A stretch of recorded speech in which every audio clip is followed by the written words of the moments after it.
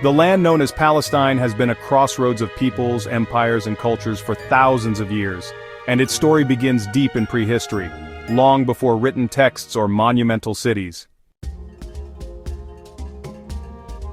Archaeological evidence shows that human presence in this land stretches back to the Paleolithic period, with caves in Carmel and the Jordan Valley yielding remains of early Homo sapiens and Neanderthal communities. These early inhabitants hunted, gathered, and gradually adapted to the region's varied climate, which ranged from fertile valleys to arid deserts. Over tens of thousands of years, small groups migrated in and out, following animal herds, fresh water, and the shifting patterns of nature. By the end of the last ice age, around 12,000 years ago, the region was already home to some of the earliest experiments in settled life.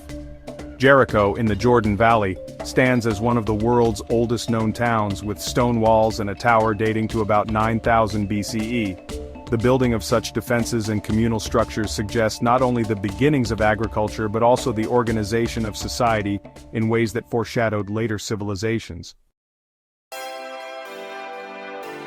The Neolithic Revolution turned the land of Palestine into a vital zone of innovation. Agriculture spread, people cultivated grains and domesticated animals, and villages flourished along fertile plains and riverbanks. Jericho and other sites in the area reflect continuity of settlement, and this rootedness is what allowed larger, more complex societies to emerge in the Bronze Age. By around 3000 BCE, Palestine was a land of city-states, often referred to as Canaanite centers, each ruled by local kings or chieftains.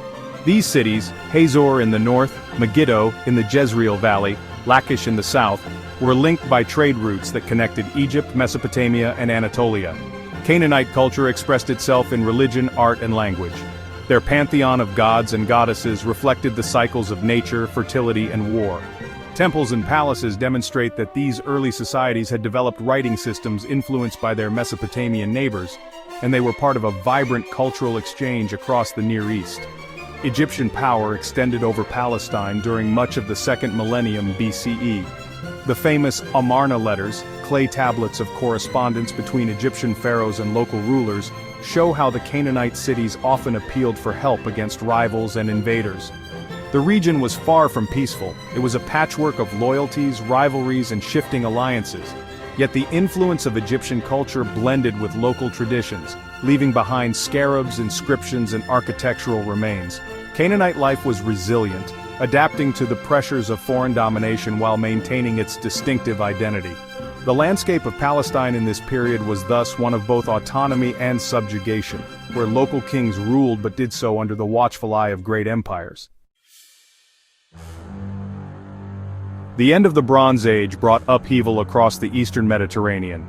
Around 1200 BCE, a wave of migrations and invasions, often attributed to the so-called Sea Peoples, reshaped the political map. Among them were the Philistines, who established strong city-states along the southern coast of Palestine, in places like Gaza, Ashkelon, and Ashdod. At the same time, a new people, known from biblical tradition as the Israelites, emerged in the Central Highlands. Whether their appearance was the result of migration, social revolution, or gradual transformation from Canaanite society remains debated, but archaeology reveals small agrarian villages that began to dot the hills. These villages had distinct practices, such as the absence of pig bones in their diet, suggesting new cultural or religious identities. The Iron Age world of Palestine was thus fragmented but dynamic. Philistines, Israelites, Canaanite survivors, and neighboring groups such as the Moabites, Ammonites, and Edomites interacted, fought, and traded. Biblical traditions later recorded the unification of Israel under King Saul, David, and Solomon, with Jerusalem as a political and spiritual center. While the grandeur of Solomon's kingdom is debated, it is clear that Jerusalem grew in importance during this era. Temples, palaces, and fortified cities reflected a society in transition from tribal confederations to more centralized rule. Yet this unity was fragile. After Solomon's reign, the kingdom split into Israel in the north and Judah in the south, each vulnerable to the ambitions of greater powers. From the 8th century BCE onward, Palestine became entangled in the struggles of empires.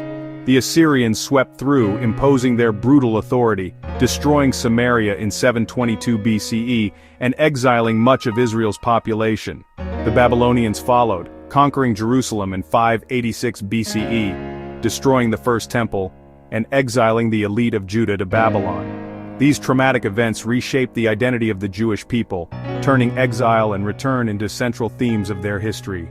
Yet the land itself remained inhabited, its fields cultivated, its villages surviving even in the shadow of imperial domination.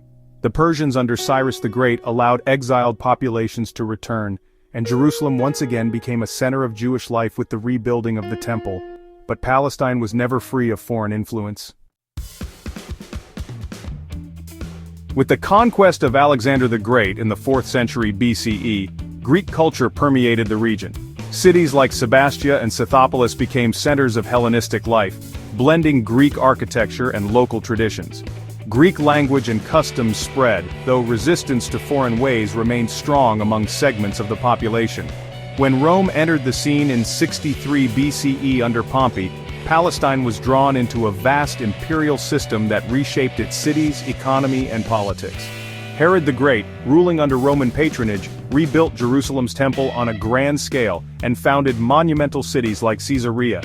Yet beneath the surface, tensions simmered. The Jewish revolts of 66 to 70 CE and 132 to 135 CE erupted into fierce wars, leading to the destruction of the Second Temple and massive loss of life. In the aftermath, the Romans renamed the province Syria Palestina, a gesture aimed at erasing Jewish ties to the land. This name, however, endured through centuries, embedding itself into the geography and identity of the region. Christianity, born in this land, transformed its character under Roman and Byzantine rule. Pilgrims flocked to holy sites and churches rose in Bethlehem, Nazareth, and Jerusalem. The land became a spiritual heart of the Christian world. But the 7th century brought new change as Muslim armies advanced. In 638 CE, Jerusalem surrendered to Caliph Umar, and the Dome of the Rock and Al-Aqsa Mosque soon adorned the sacred precinct of the city. Palestine became part of the vast Islamic world, ruled by successive dynasties. The Umayyads, Abbasids, Fatimids, Crusaders, Ayyubids, and Mamluks, each leaving their mark on the land's cities, monuments, and peoples. Through all these changes, its identity as a crossroads of civilizations persisted, with Muslims, Christians, and Jews living, at times peacefully and at times tensely, side by side.